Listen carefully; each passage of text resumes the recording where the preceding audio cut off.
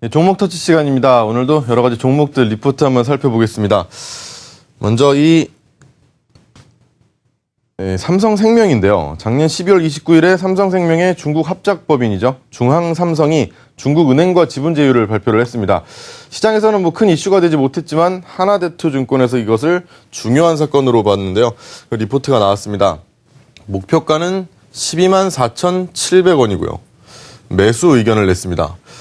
중국은행과 이 지분 제휴를 발표했다라는 거 보험사에는 큰 기회를 제공한다라고 해석을 했는데요. 비슷한 사례를 통해서 한번 보겠습니다. 2008년 이후에 6건이 있었는데요. 6건 중에서 제휴은행의 비율은 한 50%가 다 넘었습니다.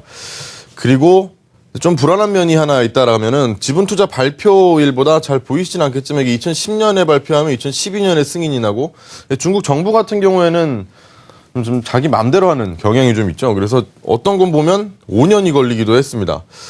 하지만 이렇게 지분 투자를 하고 또 승인을 받게 된다라면은 그 다음에는 또 어떻게 되냐라고 하면 주목할 부분이 바로 승인 후에 이 제휴 보험사들의 수익률이 굉장히 좋았다라는 겁니다. 매출이 급증했다라는 건데요.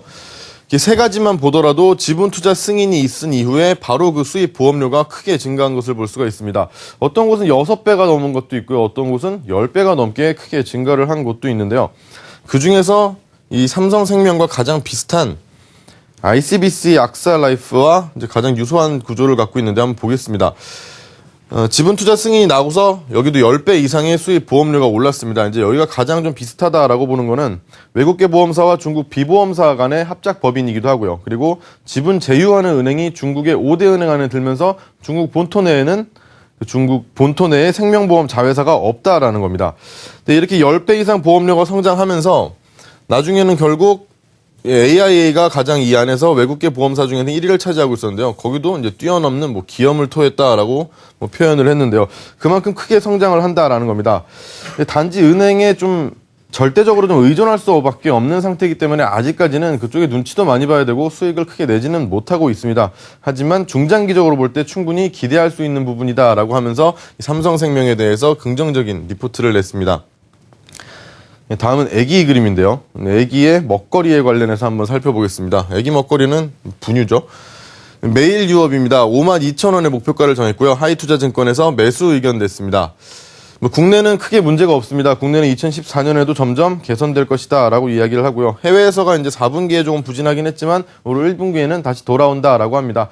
4분기에는 아무래도 물량 조절 때문에 연말에 있었기 때문이고 그리고 1분기에 다시 좋아질 것이라고 하는데요. 특히 이제 중국 안에서 수입을 어떻게 하고 있는지 수입액 증가율 추이를 한번 보겠습니다.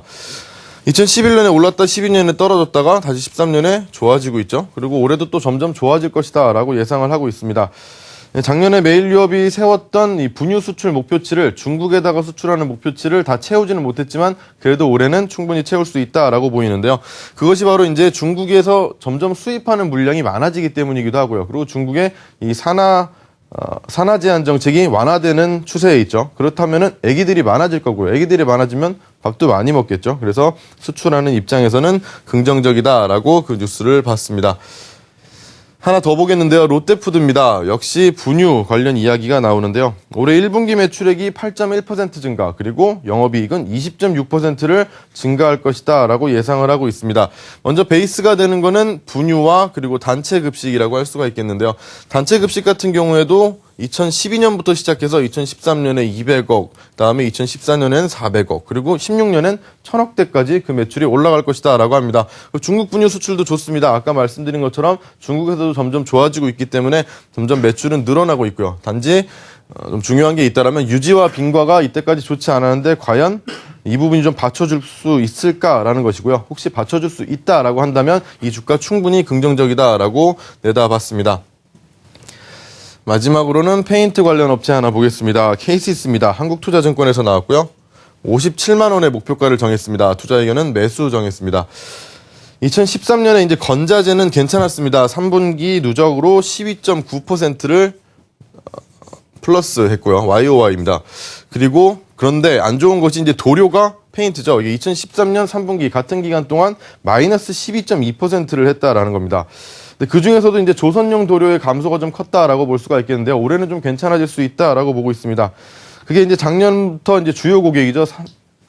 현대 미포조선 그리고 현대 중공업의 수주잔고가 상승 반전하면서 조선용 도료의 매출이 이제 급격하게 늘어날 수 있지 않을까, 좀 회복되지 않을까라고 기대를 하고 있었습니다. 이 종목에 대해서 네, 목표가 그래프를 좀 보겠습니다. 2012년 9월부터 나왔는데요. 34만 8천 원부터 시작해서 뭐 멈춘 적도 없이 쭉쭉 단계적으로 잘 올라가고 있죠. 이게 만약에 이번에 도료가 다시 한번 또 회복할 수 있다라고 한다면은 또 추가적인 상승도 가능할 수 있다라고 하는 리포트 한국투자증권에서 나왔습니다. 네, 오늘 종목 터치 여기까지 하겠습니다.